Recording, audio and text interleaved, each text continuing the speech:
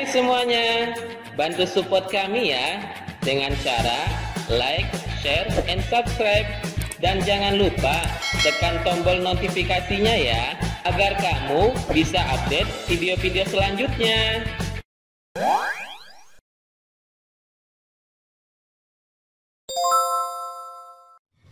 Bismillahirrohmanirrohim. Assalamualaikum warahmatullahi wabarakatuh. Alhamdulillah, kita bertemu lagi dengan pembelajaran bahasa Indonesia. Bagaimana kabarnya anak soleh dan soleha kelas 5 SD ITA Syukriah? Semoga selalu sehat dan selalu bersemangat untuk belajar. Seperti biasa ya, kalian akan ditemani oleh Ustazah Yati, Ustazah Dini, dan Ustazah Yusi untuk mempelajari tema hari ini, yaitu tema 8, lingkungan sahabat kita, dengan materi bahasa Indonesia peristiwa dalam teks non-fiksi. Sebelum kita memulai pembelajaran kali ini, mari kita awali dengan membaca doa terlebih dahulu, agar apa yang kita lakukan dapatkan keberkahan dari Allah Subhanahu wa Ta'ala. Bismillahirrahmanirrahim. Rabbi zidni ilman warzuqni fahman waj'alni minas solihin. Artinya, ya Allah, tambahkanlah aku ilmu serta berilah aku kemampuan untuk memahaminya, serta jadikanlah aku termasuk golongan dari hamba-Mu yang soleh.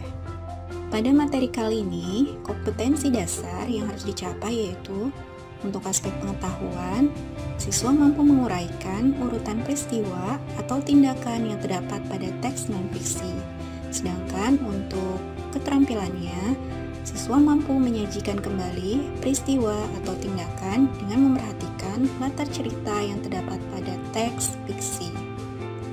Baiklah, kita akan coba mengingat kembali tentang apa itu teks fiksi dan teks non-fiksi. Teks fiksi yaitu teks yang menceritakan tentang kejadian tidak nyata, rekayasa atau imajinasi. Contoh dari teks non-fiksi yaitu dongeng, cerita rakyat, dan lain-lain. Sedangkan teks non-fiksi yaitu teks yang dibuat berdasarkan fakta, realita, atau hal-hal yang terjadi dalam kehidupan sehari-hari. Contoh dari teks non-fiksi yaitu biografi, karya ilmiah, laporan berita, dan lain-lain. Kita akan mempelajari bersama tentang bagaimana caranya menemukan atau mengidentifikasi peristiwa dalam sebuah teks non-fiksi. Nah, sebelumnya kita akan mempelajari dulu apa sih peristiwa itu. Peristiwa yaitu suatu kejadian yang benar-benar terjadi. Jadi, baik dalam teks fiksi maupun non-fiksi, urutan peristiwa berkaitan dengan alur teks atau cerita. Suatu peristiwa yang diceritakan dalam teks non-fiksi tentunya mempunyai urutan dari mulai awal cerita hingga akhir cerita. Berikut ini adalah cara mengidentifikasi urutan peristiwa dalam teks non-fiksi, yaitu yang pertama, baca teks dengan seksama dari awal hingga akhir teks.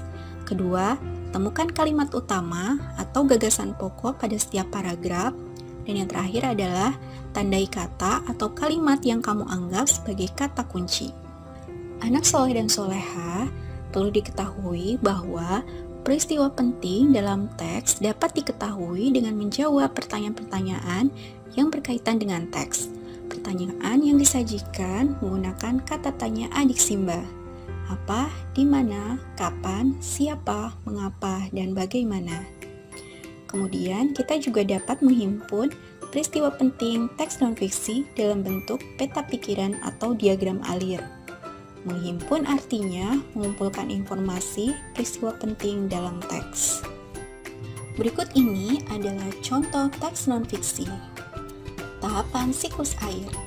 Siklus air diawali oleh terjadinya penguapan air yang ada di permukaan bumi. Penguapan ini disebut dengan istilah evaporasi. Evaporasi mengubah air berwujud cair menjadi air yang berwujud gas atau uap air. Setelah itu, uap air menuju atmosfer bumi. Ketika uap air yang dihasilkan melalui proses evaporasi naik hingga mencapai suatu titik ketinggian tertentu. Uap air tersebut akan berubah menjadi titik-titik air melalui proses kondensasi.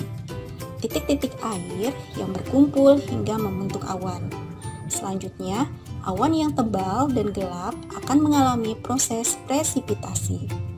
Presipitasi adalah proses jatuhnya butiran-butiran air ke permukaan bumi. Air yang ada di permukaan bumi akan mengalami siklus air. Setelah membaca teks non-fiksi, maka kita akan mengetahui peristiwa apa yang terjadi dalam teks tersebut dengan menjawab pertanyaan. Ini adalah contoh beberapa pertanyaan dari teks tahapan siklus air. Peristiwa apa yang terjadi, bagaimana peristiwa itu terjadi, dan di mana peristiwa itu terjadi. Kita dapat menjawab pertanyaan-pertanyaan tersebut untuk mengetahui peristiwa yang ada dalam teks non-fiksi. Sebuah peristiwa dalam suatu teks dapat juga kita tuliskan dalam sebuah diagram alir. Diagram alir ini mempermudah kita untuk menuliskan atau mengingat suatu peristiwa dalam teks non-fiksi. Ini adalah contoh diagram alir dari teks tahapan siklus air.